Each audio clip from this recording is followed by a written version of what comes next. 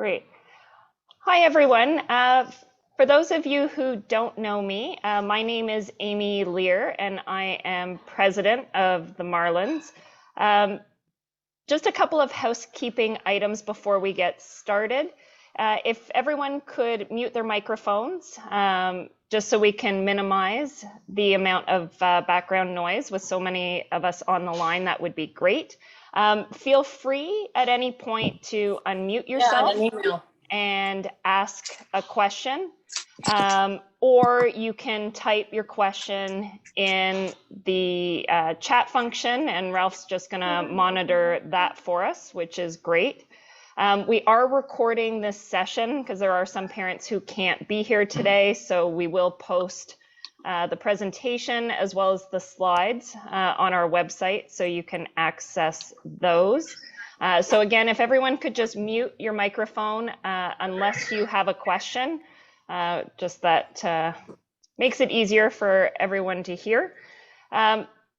So in terms of today, I'm going to share my screen. We've got a presentation prepared. But again, my name's Amy Lear. I've been president of the club. This is now my 4th year and 5th year on the board. Guess I'm a bit of a glutton for punishment. But we're here today to start off the season. It's great to see our swimmers back in the pool again. And it's obviously been quite a ride over the last 21 months, to say the least. So as we go through, please don't hesitate to ask questions, and we'll get started. So I will share my screen. And okay, so before we get into the topics for today, I just want to share a little bit about who we are. So 3 years ago, in the 2018-2019 swim season, we created a strategic plan for the Milton Marlins and established our vision and mission. Some of you may have read these in the handbook. Our overall goal is to create a program of excellence in training, team culture, character development, and family support. So we're more than just what they do in the pool. It's what they do out of the pool as well. We want every swimmer to have the opportunity to set personal goals and achieve their highest potential in a safe, fair, and competitive environment. We went on to develop our mission. We want to enable our athletes to strive for excellence and achieve their best results. And success is defined differently for all of our swimmers, and as part of our core values, we want to really celebrate those achievements. We're committed to delivering high quality programs. We believe that our people drive our success. We want to provide a safe, fun, and positive environment for development. So those are all the things that we as an organization try and instill.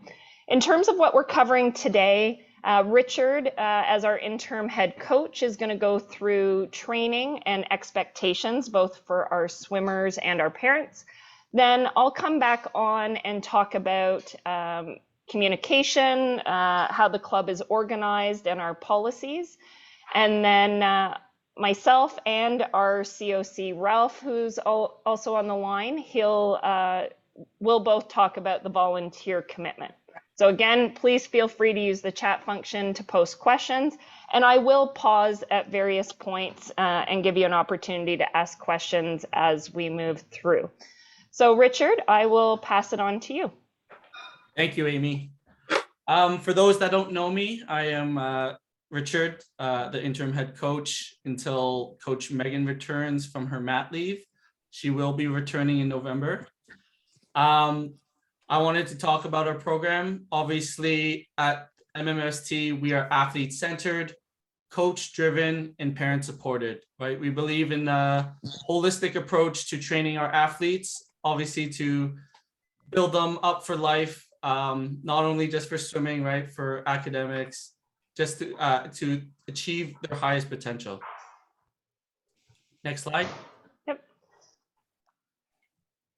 Okay, the expectation of our swimmers, communication.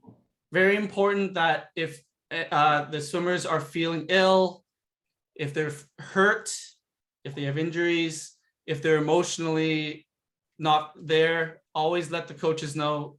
Encourage the swimmers to speak to their coaches, right? Obviously, it can be intimidating for those that are new, but we are there to help always, okay?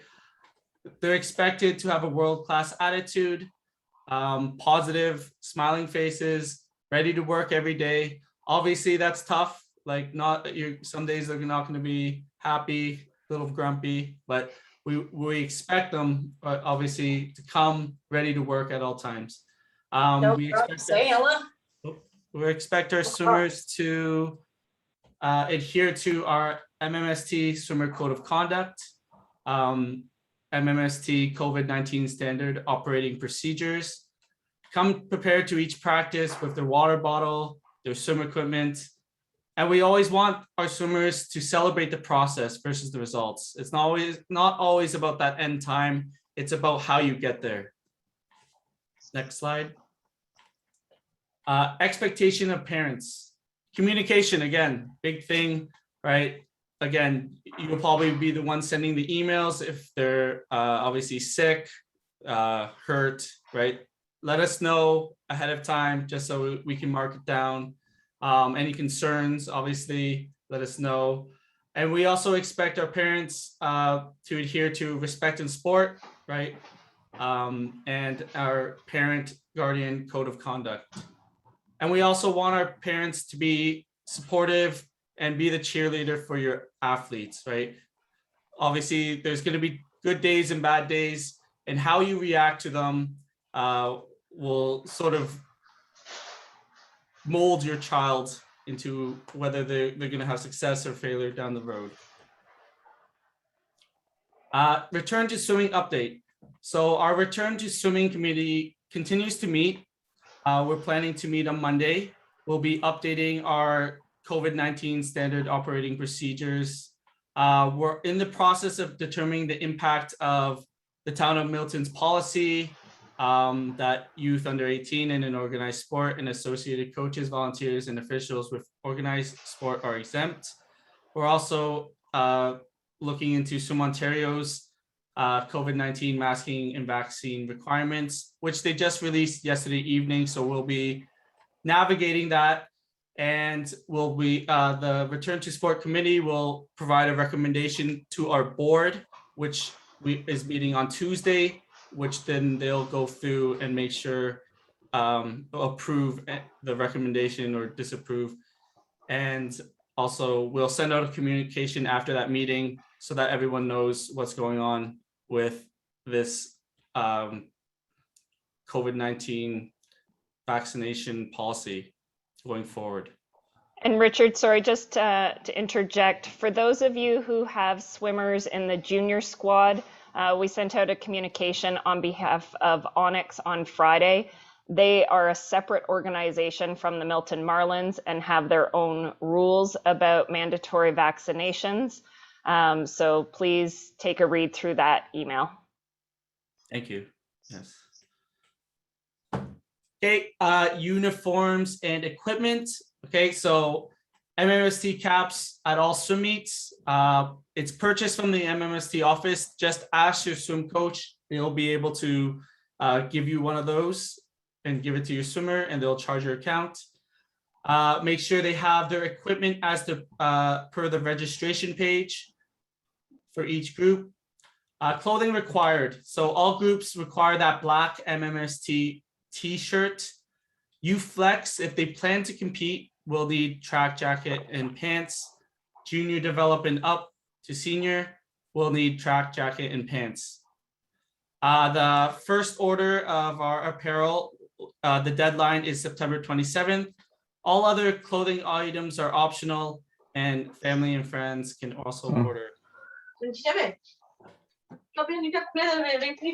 Guys, sorry, just as a reminder, if you can please mute your mics just so we can minimize the amount of background noise. Feel free to unmute yourself if you have a question to ask.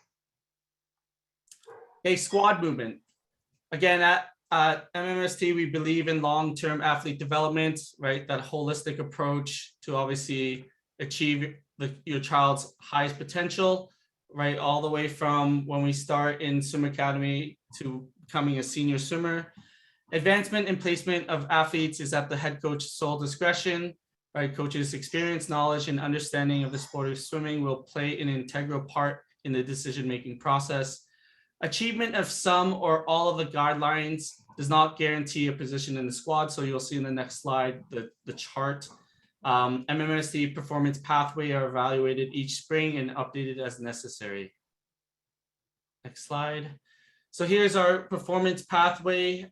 As you can see, as they go through our program, the number of pool sessions and gym sessions and total hours of training increase. And the advancement guidelines are on the right-hand side.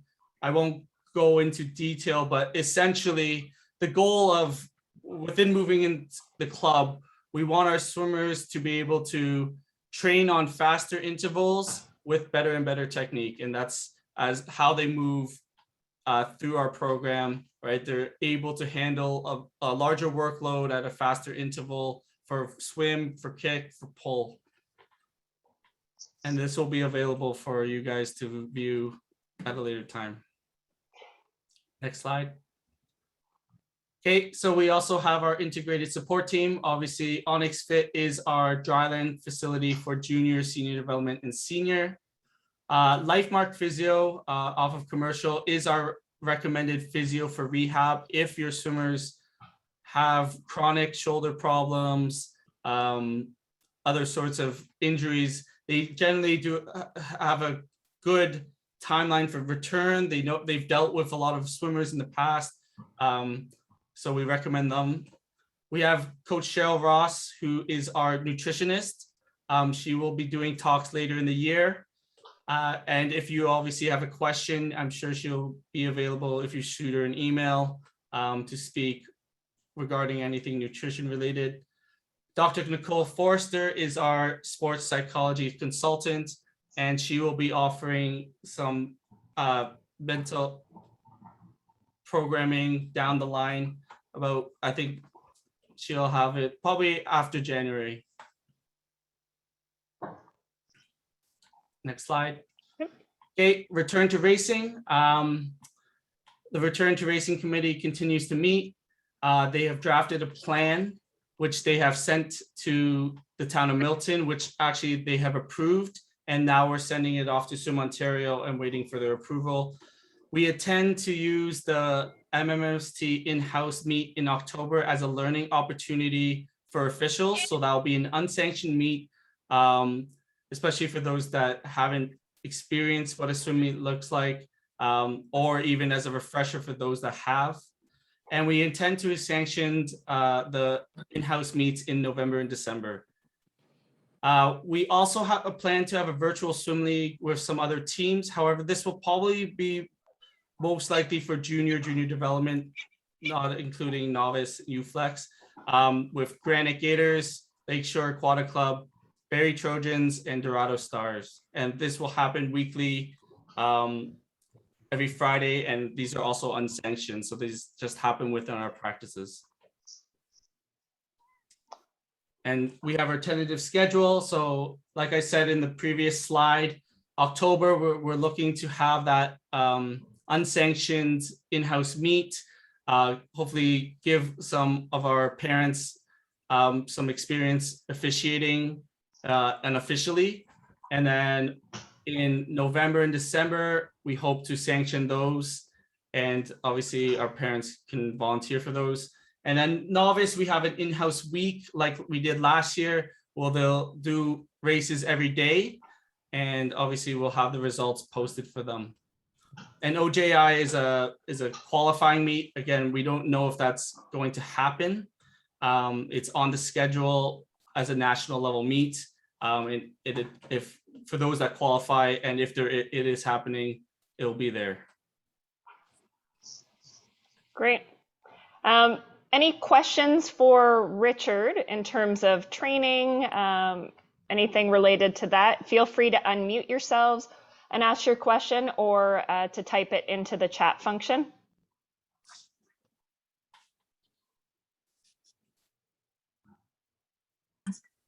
Hi there. Yeah, I'm just wondering about we have a son in junior development, and wondering when the ideal opportunity is to modify into junior or move into junior. Would it be January, or could it be halfway through the season, or do we have to wait until next year? It can definitely be partially through the season. I would have a discussion with the group coach. I believe Coach Cheryl coaches Evan in junior development. And when she feels that he is ready, we'll have a discussion, and then he could potentially move at any point in the time within the season. Okay, thanks. And then there's a couple other questions. First questions are officiating training courses being scheduled soon. We'll cover that later on the slides. And then one from Megan, I missed the part about tracksuit requirements for junior. Do they have away meets that they need this for? Richard? We hope to have away meets this year. Obviously, we are still navigating Swim Ontario's return to racing plan. So yes, we're hoping that there will be away meets after January. This first part of from October to December, I don't believe we will have anything away, but we're looking forward to potentially seeing other teams in the future. So, and just to follow up on that, we typically do more than one apparel order. So Richard, have you talked to our supplier about when we'll do another order, just in case parents want to wait? Normally we do one in the spring. I mean, yeah. Or do we do, yeah, so we will. Sometimes we open one up before the holiday break. Mm-hmm. So there will be another opportunity to buy apparel later on in the season. Mm-hmm. Richard, I had a question around the apparel as well for junior development with the pants and jacket. I just wanted to confirm, did you say that is a requirement for junior development? Yes, it's on the previous slide, but yes, I believe for junior development and above, the track pants and the jacket are required. And is that for swim meets? Is that That's for swim meets? Yes. Okay, and just to confirm, in the apparel store, is that the Storm Tech product versus the sweatpants? Like, is that? Yeah, it's the Storm Tech. The Storm Tech. The Storm Tech product. Okay, thank you. And then one more question, Amy, for the parent volunteering. Usually, how long is the time commitment in a day and a meet? Yep, and we're going to talk about the volunteer commitment and times, and I'll come back to that question in a little bit. Okay. Yep. Megan, I think you've got a hand raised. Yep. Hi, sorry. Just to follow up on that, I don't want to purchase a tracksuit now if the kids are going to grow, if we're not going to be using it anytime soon. So I'm just trying to figure out what the best approach there is. You can wait. We'll definitely have another order, and you can see if they grow a little bit. That's true. Okay. So Richard, oh, sorry, Richard, as a takeaway, why don't you talk to Jim at this Joseph Sports. Thank you. I couldn't remember. And we can try and arrange for one, say in January, in the early new year, once we know when those in-person swim meets are happening. And so for Liz, for buying a new MMST cap, just tell your swim coach. So to ask Cheryl, she'll be able to get it from the office and bring it to her. And then they'll put the charge on your account.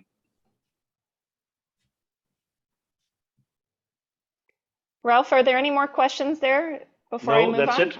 Okay. I think you can move on. Thank you. Okay, great. Thanks everyone for asking questions. We want to make sure that we're addressing your concerns. So in terms of communication, I just want to quickly go over how our organization is structured. Some of you are new to the club. We have a volunteer board of directors. Sorry, whoever, can you mute your line just so there seems to be a lot of background noise? Richard, maybe you can mute people.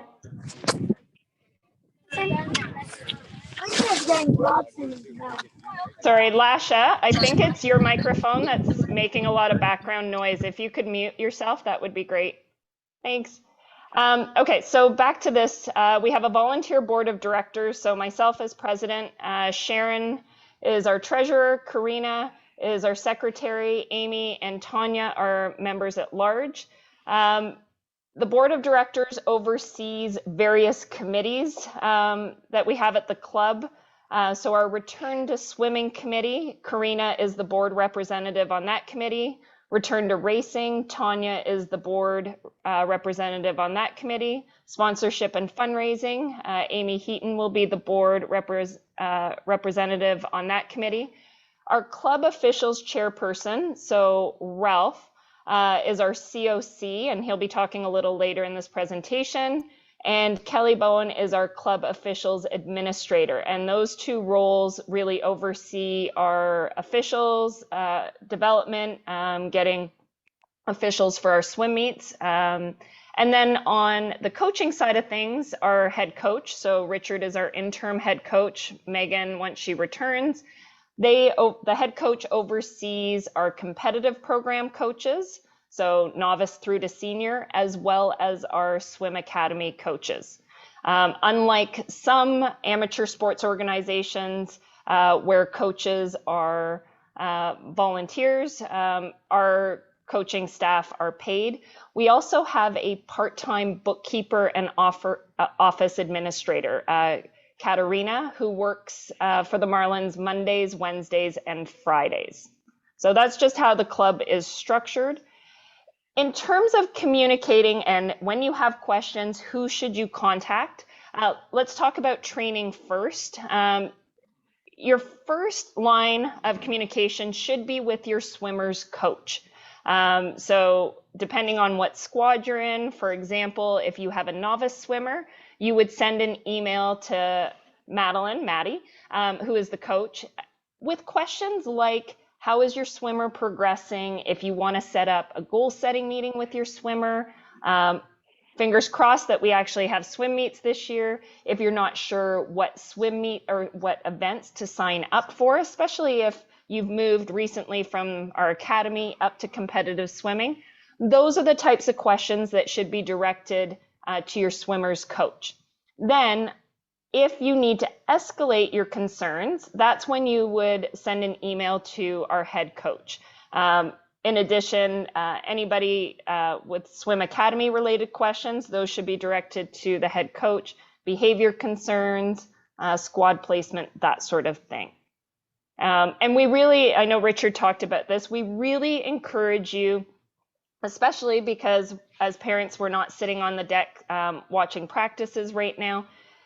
If you have any concerns, communication is key, so please reach out. From an administrative side of things or operation side of things, any questions about the registration process or any questions you have about your account, what you owe, swim fees, that sort of thing, those questions should be directed to our administrator, Katerina. Our aim is to answer questions within 24 hours. Just keep in mind, though, she is part-time.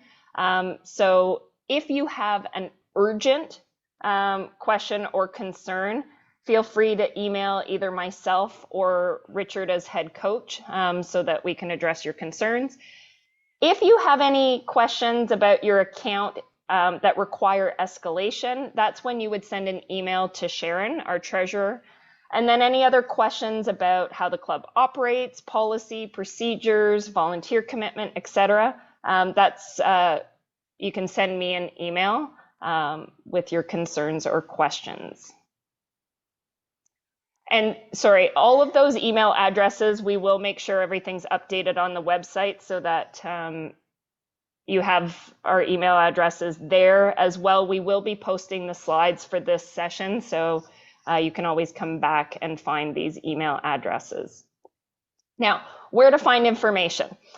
Obviously, at 15 pages long, we've got a lot of information in our handbook. I know it's a long read.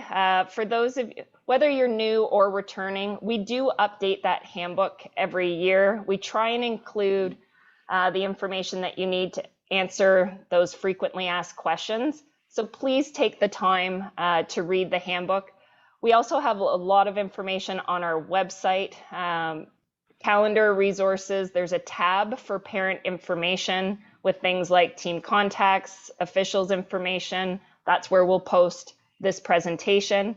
And then Swim Ontario and Swim Canada also have their websites.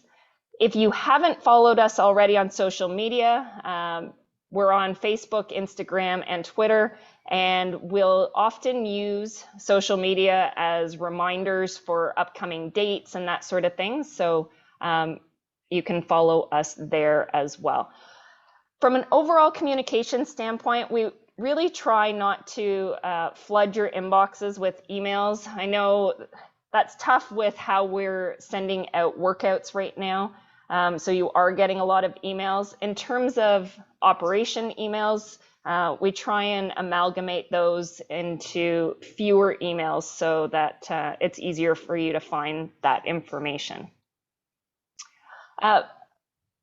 I want to take a moment just to talk about incomplete registrations. We've had issues with families not completing all 5 steps of the registration process in prior years. And we're actually going to have to take a hard line on this year.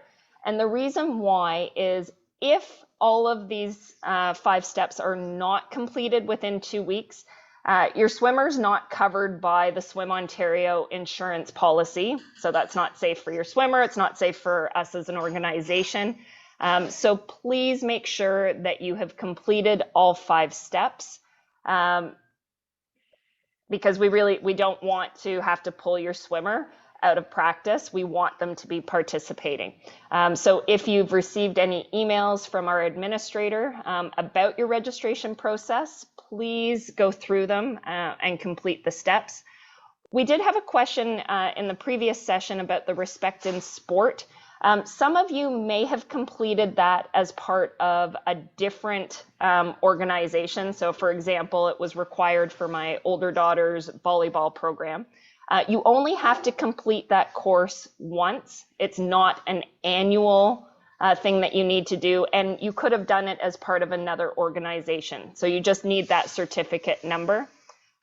There are both steps on the MMST registration website, and then you'll get an email from Swim Canada to go through their registration portal. So if you have any questions about registration, please send Katarina an email at admin@miltonmarlins.ca. Safe sport is a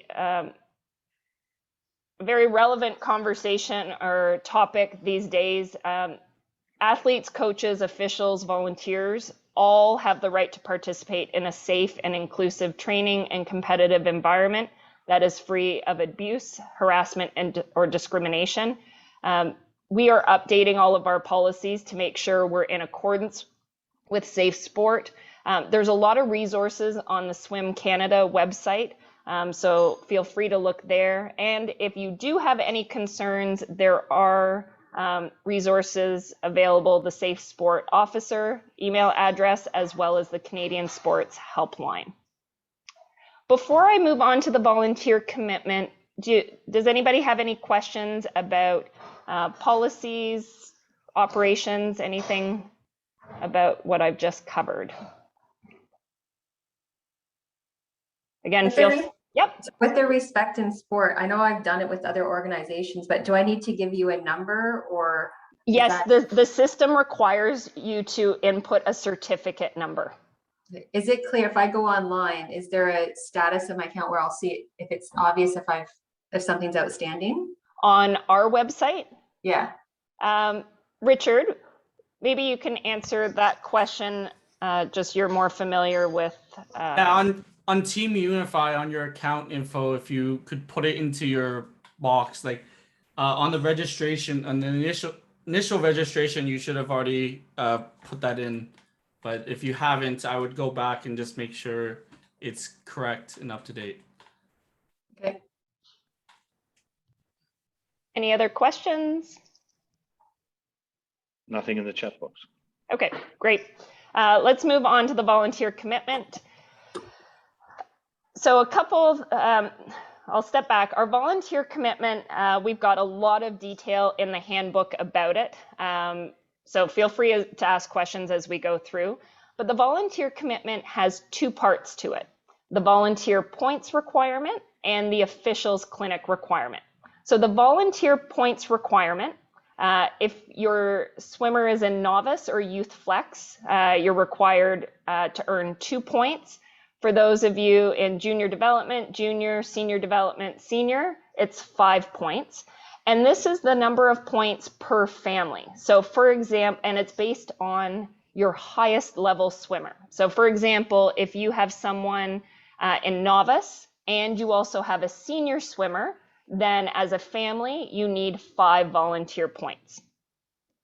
For the officials clinic requirement, and Ralph will go into more detail about the officials clinic requirement a little later on. This is slightly different from prior years for those of you who are returning families this year.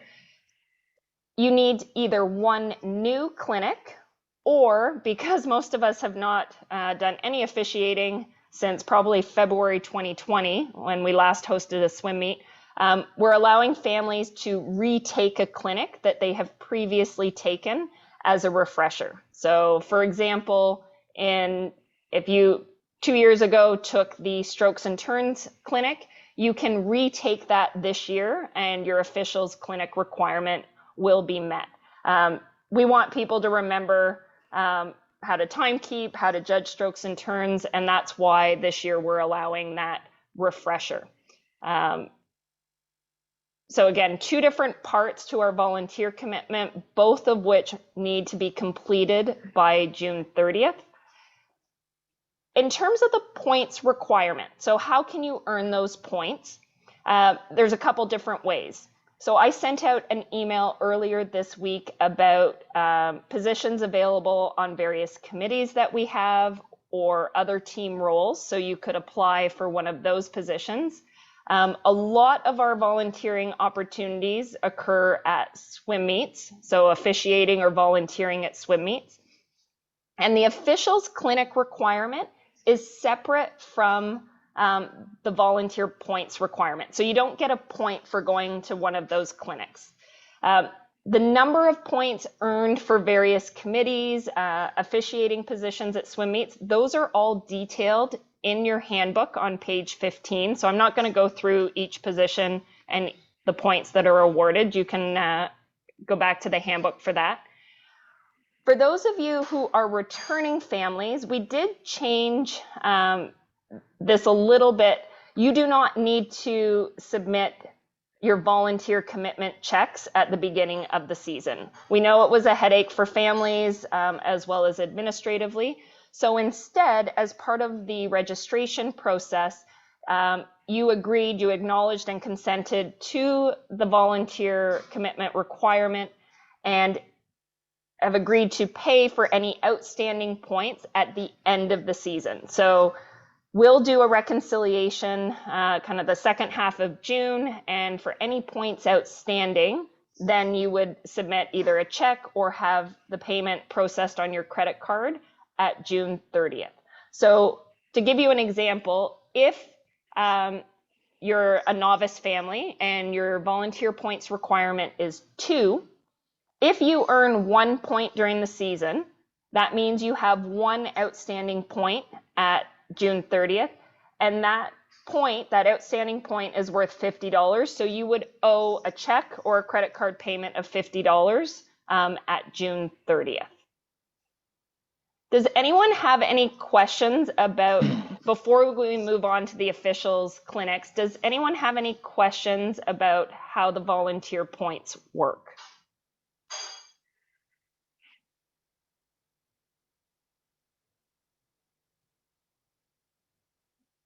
Nothing in the chat. Okay. Any hands up? No. Okay. That email that I sent out earlier this week, there were job descriptions for various positions. So the sponsorship and fundraising committee has 4 positions available. Our Return to Swimming Committee has one position available. There's safety coordinator, and actually, sorry, there are two positions available for safety coordinators. That's a new role for swim meets because of the COVID standard operating protocols and our return to racing requirements. A new role for the swim team this year is a marketing director. And then we also have volunteer coordinator, electronics coordinator. For those of you who are new to competitive swimming, we, as part of swim meets, we have electronic timing equipment. So that electronics coordinator position relates to that. So again, I sent out an email last week. Applications for those positions are due this coming Wednesday, so September 22nd. Volunteer positions for swim meets will come out later on as we get closer to those swim meets. So there will be more information coming out about officiating. Is there a question in the chat, Ralph? No, nothing. Okay. Okay, great. Oh, there's one question actually. Okay. Are last year's points still rolling over to this year? So last year, for those of you who who were part of the club last year, we had to cancel the volunteer commitment last year because of the limited volunteering opportunities. And as we communicated last year, those volunteer points would carry over. So that is, we're not reneging on that promise. So if you did earn volunteer points last year, those are carried over to this year. Any other questions before? No, just a thank you. Okay, you're very welcome. Okay. Okay, Ralph, over to you. Okay, so officials. Why do we need officials? There's several points why we need officials. The first one is Swim Ontario actually requires each swim club to have a certain number of officials every year and of certain levels from level 1 to 5 in order to be allowed to actually host a swim meet. Swim meets are one of the only ways for swimmers to get an official time locked with Swim Ontario in a competitive environment. And it's basically another source of income for the swim club in order to basically bring down swim fees. So every time the Milton Marlins host a swim meet, there's actually money coming in the door that helps us reduce the swim fees for every parent. So that's why we want to put on swim meets as well. It's not only for the actual timing and competing. Another thing is, in order to put on a swim meet, we need actually, depending on the size of the meet, quite a few parents to volunteer. Swimming is a very volunteer-heavy sport. For each meet, depending on the size, it can be between 30 to 60 parents that are required to fill these volunteer positions. And with last year or the last 21 months, no swimming and no competing, and a lot of older swim parents retiring, we are in quite a need to actually have parents to step up to the plate and get some training and help us officiate in order to be able to put on these swim meets. And other clubs will also basically ask for help for certain meets. So it's not only for our club, feel free also to volunteer with other clubs as well. So the way we put on clinics, this year will all be virtual, and because of Swim Ontario guidelines, and to basically reduce any risk due to COVID. So the Milton Marlins will put on a series of clinics. We get to the next slide when they are in the fall. Then other clubs put on clinics, and you're more than welcome, if the timing works better for you, to join those as well. If you're interested in that, I can furnish you some websites for some other clubs where you can see when they put on their clinics. Or you can actually, if you know some other clubs, just Google it and find it yourself as well. And Swim Ontario, sort of our parent organization, they also put on online clinics, and you can check their website as well. Okay, and the other main reason why we want parents to train up on the officials ladder is to basically facilitate the knowledge transfer from older swim parents down to younger parents, because it can be quite daunting when you first start out, but the more you do it, the more fun it becomes, because it's you're closer to your child swimming, and you see what's actually going on. So it's a good opportunity to get involved. Okay, next slide, Amy. Yep. So this is basically the calendar for this fall. Most of these dates have been confirmed. So we will put them on via Zoom. And if you want to sign up, you can basically email myself, or there will be a sign-up sheet that will be issued shortly, and you can basically select which clinic you want to go on. So for our new parents, you will have to start out with the introduction to swimming and safety marshal. So basically always look at the prerequisites that are required for each clinic, because there's a bit of a stepped procedure in order to build your knowledge on a step-by-step fashion. Next slide, please.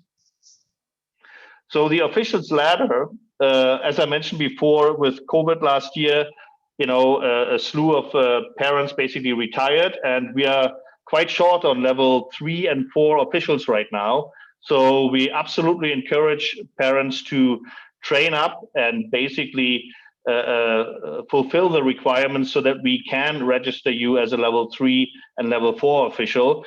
That would basically enable you to do some of the positions that require a bit more responsibility, such as referee or meet manager and things like that, because it takes a couple years to get to that level. So let's start if you're willing to put some hours in there.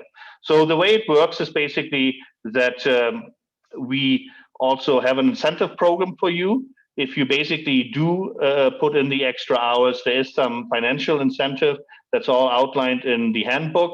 And it basically just helps facilitate us to put on more meets, because we have more parents willing to do it, especially in the later part of the season, close to the summer, when parents have their volunteer points all full. We always struggle to find enough volunteers. So it's really necessary. And the more we can share sort of the workload, the better it is. So how do you move up the ladder? There's basically the clinics that we mentioned before. So you basically do your clinic, then you fulfill these positions on deck. You get deck sign-offs by a mentor or by the referee. When you basically take your clinics, it's usually the case that you do a position 2 or 3 times before you ask for sign-off, so that you actually become a bit more routine at the position, right? And you learn also by the situations that come up in a meet, right? So just because you did it once, maybe it went very smooth, but it's usually the mishaps that basically teach you what to look out for and how to handle certain situations when you have disqualifications and it wasn't quite clear and you have to talk to the mentor. That's how you learn, and that's how the referee or a level 5 mentor would basically evaluate you, right? So don't be afraid, ask lots of questions. It's for you to learn, and you learn also to communicate better with your child about the sport, right? Because there's a lot of things that we are not aware of with the rules, terms and strokes, and why they get disqualified. So it can be quite interesting and eye-opening. And then once you have these deck evaluations and deck experience, you're also required to actually put that in yourself as a deck log on the Swim Ontario website. So where you will be registering as an official, there you also have to, on an ongoing basis, basically log your experience. And if you basically are interested in moving up the ladder, you can email me, or at meets, talk to me or anybody else from the club, and we basically help you facilitate your training. Okay, next slide. Ralph, just give me 1 sec. I just want to go back. For those of you who are new, you were in the competitive or swim academy over the last 2 years, you're new to Novice as an example. Your first step would be to take our Introduction to Swimming and Safety Marshal course. So that's being offered once this month on September 30th and once in October, so October 20th. So I encourage you to take one of those clinics.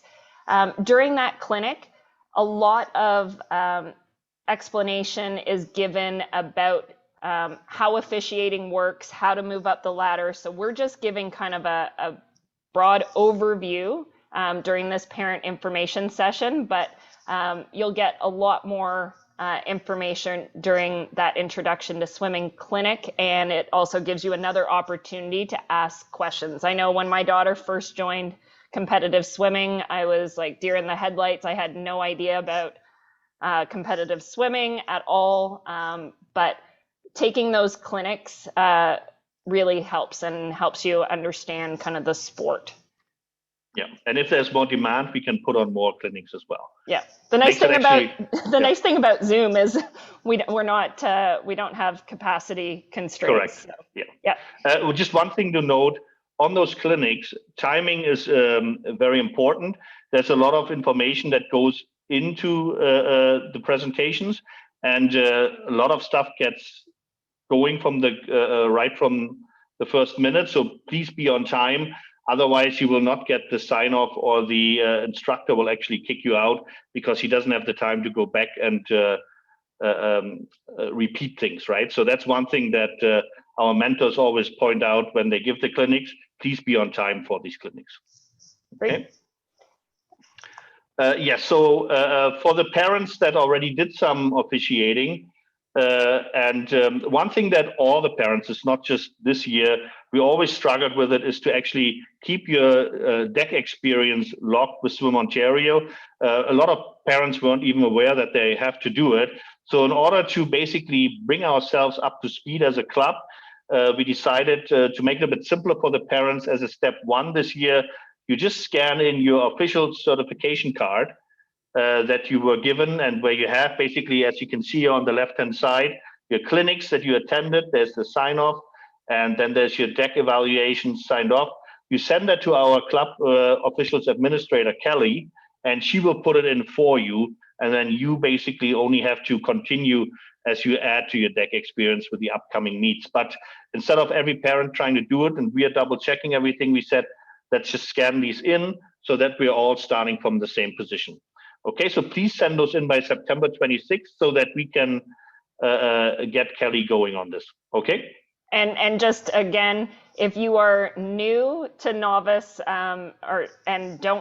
you shouldn't have an official certification card yet. That's something that is distributed as part of that first officials clinic that you'll go to. Yep.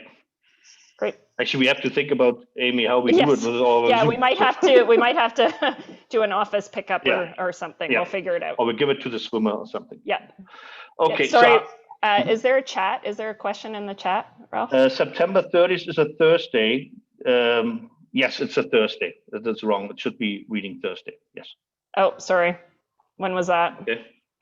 It's just the slide said Tuesday, but it's a Thursday. Thursday. Yeah. Yep. Okay. Yeah, we were shifting those dates around a bit. That's why that probably happened. So, okay. So how does it work with the officials registration? So the first thing is for officials, they need to fill out a PIDA online form, which is basically protection of personal information protection and Electronic Document Act. That's what this stands for, this acronym. So you need to fill out that form. Then you will, Kelly will then register you with Swim Ontario, and you will be receiving an email from Swim Ontario similar to what you got for your swimmer. You will log in, and then we'll get to a screenshot later on the next slide. You will have to fill out some paperwork, sign something, and then basically it goes back to the club official who will register and complete your registration. So, and then as an ongoing basis, you do your deck evaluations and your deck experience to keep basically your officials information with Swim Ontario up to date. Okay, and that basically happens at the beginning of the year, and then after every swim meet, you also continue to update and work on your officials experience. Next slide. So this is just a screenshot. So you've all already received and registered your swimmer, right? So that is basically for your child. And then basically below, you should see an officials account. And that's how it looks when you are done with your portion of the registration. So it will say invoice pending 60%, and then it cycles back to Katarina, our registrar, and she will pay the invoice and your registration will be 100% complete. And on the next slide, it will show you how it looks before. So when you open it up, it basically will ask you to sign an acknowledgement and assumption of risk form, the COVID attestation, and the code of conduct form. That's what you sign, and you complete that, and then you're done. So it's fairly straightforward. It just needs to be done. We need to have it complete for the officials 2 weeks prior to a meet. Otherwise, that official will not be allowed to be on deck and work. So, and then it just ends up in a struggle trying to find other volunteers on a short-term basis. So please try to do that so that we can pay the club's fees for the officials and get all this organizational paperwork out of the way before we move on to meet management. Okay? Great. So that's the end of the presentation. So I'm just going to stop the share, but I'd like to open up the floor to any questions that you may have. Again, unmute yourself, ask the question, or you can put it in the chat function, and we're happy to answer any questions you have. I have a question about the officials. So Yes. we haven't done that before. Right. Our son's in JD, but he was in Novice and stuff previously. So if we take the Intro to Swim Officials course, would I then be prompted in that Swim Ontario site where I could register myself? Like, I'm confused about the whole. One thing, Lisa, no, good question. We'll send out a communication this week about the officials registration process, because a lot of our families haven't done it before. So as an example, last year, we didn't register officials because it would have cost the club money, and we weren't sure if we were going to actually host any swim meets, and we obviously didn't last year. So we will send out a more detailed communication about that process and when things need to be done. Yes, but if you want to sign up for the clinic, yes, please sign up.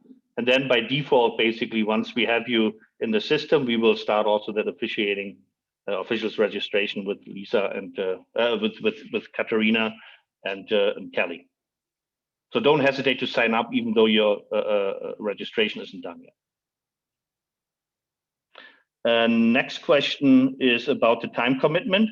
Yes, so the way it typically works, Amalia, is that depending on the length of the session, they can vary between 1.5 to 3.5 hours, depending on what type of meet it is, and then also how many sessions are on that day. Often, there's 2 sessions a day, one in the morning and one in the afternoon. Or if it's a big meet like in Markham or Scarborough, there can be several sessions crammed together. And then it depends on for how many you as a parent sign up. Okay, so but the time commitment can be, as short as 2 hours to the whole day, and for 2 days a weekend if you wanted to. If it's a 2-day, if it's a 2-day meet, we break it down into multiple sessions. So as an example, if you were a timekeeper and a timekeeper is worth 1 point, we wouldn't expect you to volunteer for 2 days straight and only get 1 point. So we break swim meets down into different sessions. And with our return to racing requirements, swim meets will look different than they used to. We have to have shorter sessions, fewer officials. So we're working through that with our return to racing plan.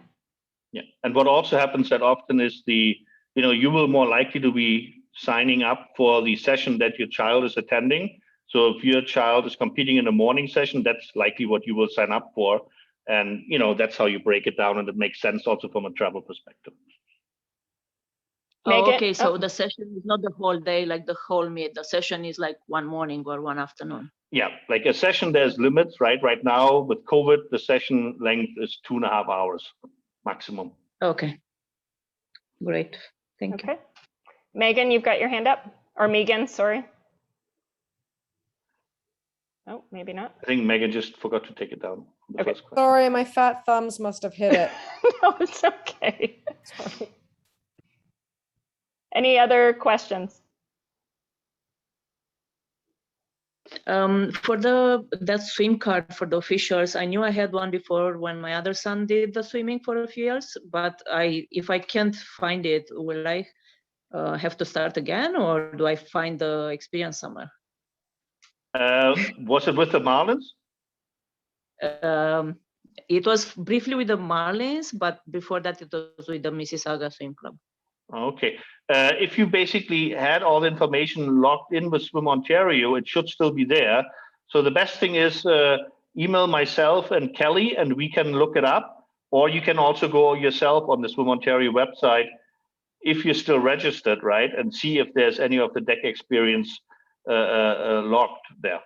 Because certain I things. didn't put it there. Okay, but the club Unless official, some of the experience, like the clinics, are actually put in by the club, so that might actually still be there, even if you didn't upkeep the deck experience. Okay, and then I can get a new card. Yes, card if you from- can't find it, then we'll give you a new card. Yes, absolutely. Okay, thank you. Great. Any other questions?